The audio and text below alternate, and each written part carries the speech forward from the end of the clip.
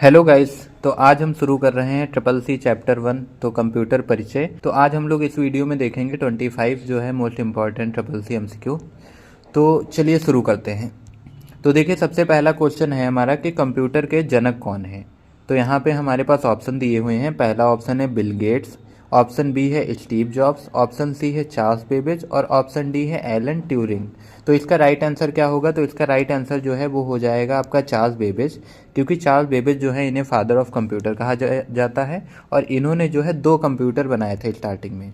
तो स्टार्टिंग में इनके कौन से कंप्यूटर थे? तो एक तो इन्होंने बनाया था एनालिटिकल और दूसरा इन्होंने बनाया था डिफरेंस इंजन। तो ये दो जो है इन्होंने बनाए थे, एक तो एनालिटिकल इंजन बनाया था और एक इन्होंने डिफरेंस इंजन बनाया था। फिर उसके बाद जो है हम लोग अगला समझ लेते हैं। तो नेक्स्ट हमारा क्वेश्चन दिया है कि कंप्यूटर का फुल फॉर्म क्या है। तो कंप्यूटर जो है इसके कई सारे फुल फॉर्म हैं, अलग अलग हैं, पर यहाँ पे जो हमारा ऑप्शन दिया है तो इसके हिसाब से कौन सा सही हो जाएगा? तो इसके हिसाब से ऑप्शन ए सही हो जाएगा, यानी कि commonly operated machine particular use for technical and educational research. तो ये हमारा जो होगा commonly operated machine particularly use for technical and educational research. तो ये इसका राइट आंसर हो जाएगा। इसके बाद हम लोग आगे का समझ लेते हैं। तो अगला क्वेश्चन दिया है कि कंप्यूटर कितने प्रकार के होते हैं। तो जो हमारे कंप्यूटर होते हैं वो आपके 2 कैटेगरी में आते हैं। देखिए एक तो इसकी कैटेगरी क्या रहती है? तो एक कैटेगरी इसकी रहती है कार्य के आधार पे, यानी कि जो कार्य होता है काम, ठीक है। तो कार्य के आधार पे एक तो हो जाता है, दूसरा आपका हो जाता है आकार के आधार पे। एक कार्य दूसरा आकार। तो अगर कार्य के आधार पे पूछा जाए तो आपके 3 प्रकार के कंप्यूटर होते हैं।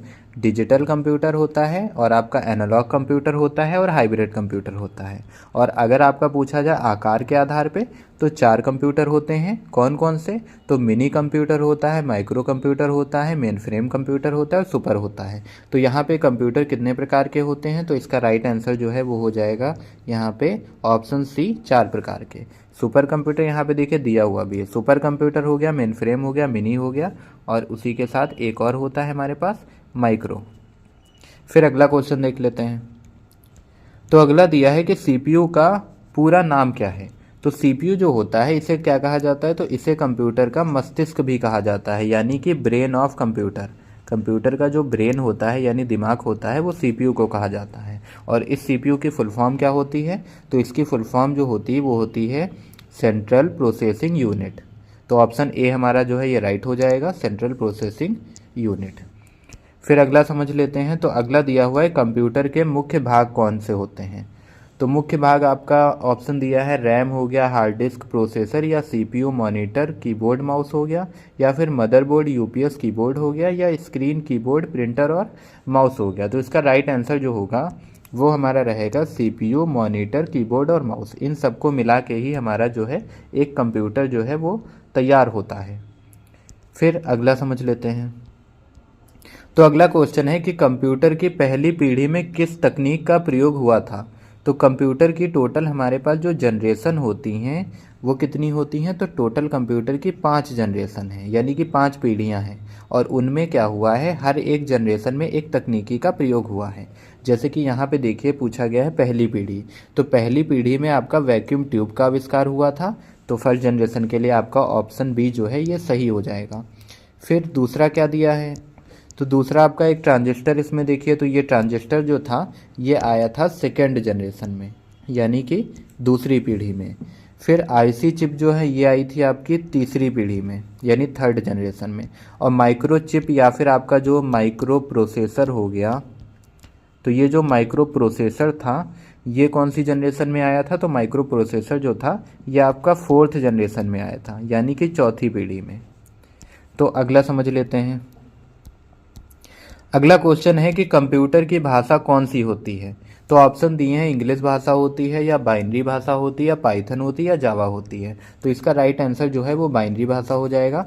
तो कंप्यूटर जो सीधे तौर पे समझता है वो बाइनरी भाषा यानी कि मशीन भाषा समझता है। और जो मशीन भाषा होती है यानी बाइनरी भाषा होती है इसे लो लेवल लैंग्वेज भी बोलते हैं। ये कौन सी होती है? तो ये आपकी लो लेवल लैंग्वेज भी होती है, लो लेवल लैंग्वेज। और ये जो दो आपके दिए हुए हैं पाइथन हो गया, जावा हो गया, तो ये क्या होती है, तो ये आपकी हाई लेवल लैंग्वेज होती है, ये होती है हाई लेवल लैंग्वेज। तो ये जो कंप्यूटर लैंग्वेज होती हैं ये दो प्रकार की होती हैं, एक तो आपकी लो लेवल लैंग्वेज होती है, एक आपकी हाई लेवल लैंग्वेज होती है।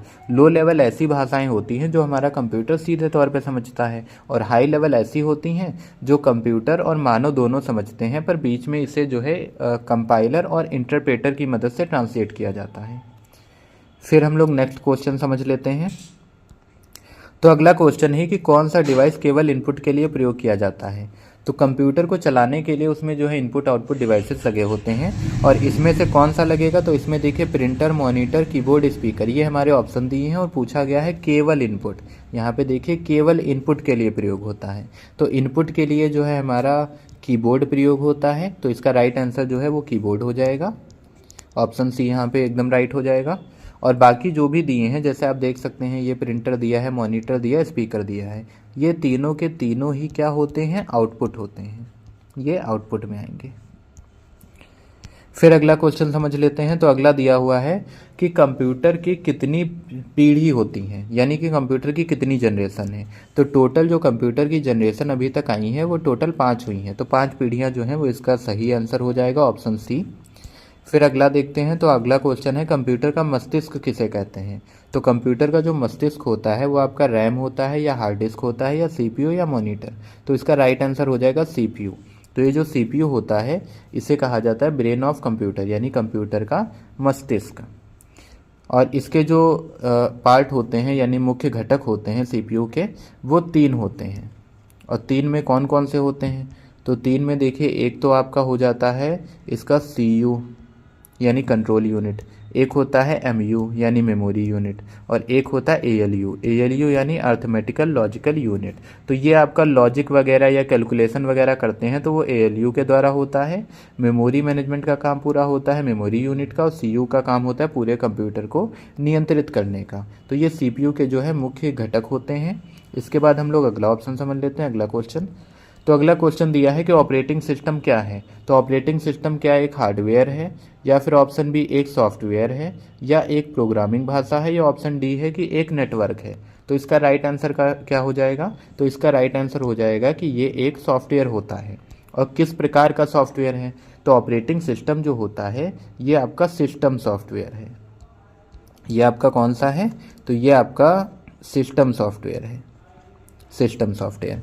तो जो सॉफ्टवेयर होते हैं वो 2 प्रकार के होते हैं, एक होते हैं एप्लीकेशन सॉफ्टवेयर, एक होते हैं सिस्टम सॉफ्टवेयर। तो ऑपरेटिंग सिस्टम जो है वो आपके सिस्टम सॉफ्टवेयर का एक एग्जाम्पल है। इसके बाद अगला क्वेश्चन दिया हुआ है कि सबसे पहला ऑपरेटिंग सिस्टम कौन सा था। तो सबसे पहला जो ऑपरेटिंग सिस्टम था वो था हमारे पास यूनिक्स, और उसके बाद क्या है, अगर यूनिक्स ऑप्शन में नहीं है तो वहाँ पे फिर डॉस हो जाता है। डॉस भी जो है ये भी काफ़ी पुराना जो है हमारा एक प्रकार का ऑपरेटिंग सिस्टम है। तो ऑप्शन इसका जो है यूनिक्स सही हो जाएगा, यूनिक्स। तो यूनिक्स जो है इसका राइट आंसर है। फिर अगला समझ लेते हैं। तो अगला दिया हुआ है कि कंप्यूटर में डेटा स्थायी रूप से कहाँ स्टोर किया जाता है। तो कंप्यूटर में डेटा जो होता है वो पूछा गया है अस्थायी रूप से, यहाँ पे देख सकते हैं अस्थायी रूप से। तो अस्थायी रूप से जो डेटा होता है वो हमारे रैम में स्टोर होता है। तो रैम जो होता है उसकी फुल फॉर्म क्या होती है, तो रैम की फुल फॉर्म होती है रैंडम एक्सेस मेमोरी। तो इसकी फुल फॉर्म है रैंडम एक्सेस मेमोरी, और रोम की होती है रीड ओनली मेमोरी। तो अस्थायी रूप से रैम में स्टोर होता है। और अगर पूछा जाए स्थायी रूप से, तो अगर स्थायी रूप से पूछा जाएगा तो आपका फिर रोम सही हो जाएगा, ऑप्शन सी। फिर अगला समझ लेते हैं। तो अगला क्वेश्चन दिया है कंप्यूटर का कौन सा भाग जो है स्थायी डेटा स्टोर करता है। तो कंप्यूटर का जो आपका रैम, यहाँ पे रैम तो अस्थायी हो गया, रोम जो है ये आपका राइट आंसर हो जाएगा, क्योंकि रोम जो होता है, रोम आपका स्थायी रूप से डाटा को स्टोर करता है। यानी जो भी डाटा आप स्टोर करेंगे स्थायी रूप से, यानी लंबे समय तक रहे और वो हटे ना या फिर बदले ना, तो वो आपका हो जाता है रोम। तो रोम जो है वो परमानेंट मेमोरी भी होती है, और ये जो रैम होती है ये टेम्परेरी मेमोरी होती है। तो यही इसमें फ़र्क रहता है। तो अगर स्थायी रूप से डेटा स्टोर करने की बात करें तो आपका ऑप्शन जो है यहाँ पे रोम सही हो जाएगा ऑप्शन बी, और अगर अस्थायी रूप से पूछा जाए तो आपका रैम सही हो जाएगा। तो इसका जो राइट आंसर हो जाएगा वो क्या है, तो वो होगा रोम, क्योंकि स्थायी पूछा गया है। फिर अगला दिया हुआ है कि कंप्यूटर में सबसे छोटी डेटा मापने की इकाई क्या होती है। तो कंप्यूटर की सबसे छोटी इकाई जो होती है डेटा को मापने की, वो होती है बिट। तो बिट के द्वारा क्या होता है, बिट के द्वारा सबसे छोटी इकाई मापी जाती है। कंप्यूटर में सबसे छोटा होता है बिट, तो बिट हो जाएगा BIT, बिट। तो बिट से अगर बड़ा पूछे, बिट से बड़ा क्या होता है, तो बिट जो होता है सबसे छोटा होता है, और बिट से बड़ा क्या होता है, तो बिट से बड़ा होता है बाइट। बाइट हो जाएगा बिट से बड़ा। और उससे भी बड़ा पूछा जाए तो वो होता है आपका KB यानी किलोबाइट, और किलोबाइट से बड़ा होता है MB यानी मेगाबाइट, तो ये MB हो जाएगा। तो ये हमारा क्रम दिया हुआ है। तो इसमें सबसे छोटी इकाई जो है वो बिट है, बिट से बड़ा बाइट होता है, फिर किलोबाइट होता है, फिर मेगाबाइट होता है।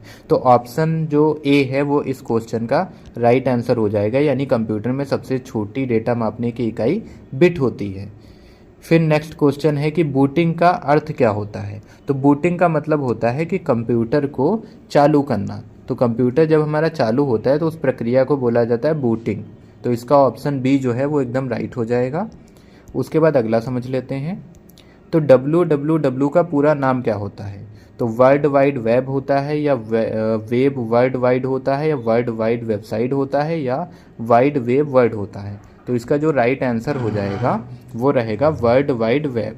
तो www जो होता है इसका पूरा नाम होता है वर्ल्ड वाइड वेब। और ये भी एक क्वेश्चन आता है कि www क्या है।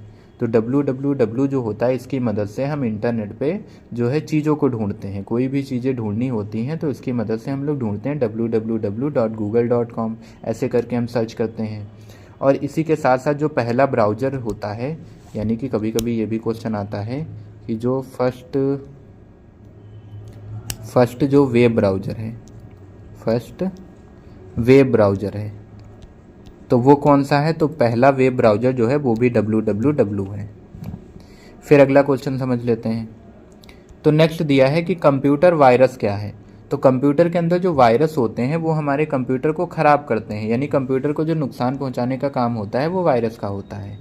तो वायरस क्या है, एक हार्डवेयर होता है ऑप्शन ए, या ऑप्शन बी एक सॉफ्टवेयर होता है, या ऑप्शन सी एक प्रोग्राम जो सिस्टम को नुकसान पहुंचाता है, या ऑप्शन डी एक नेटवर्क होता है। तो इसका जो राइट आंसर हो जाएगा वो हो जाएगा ये जो होता है एक प्रोग्राम होता है जो सिस्टम को नुकसान पहुंचाता है। तो राइट आंसर हो जाएगा ऑप्शन सी।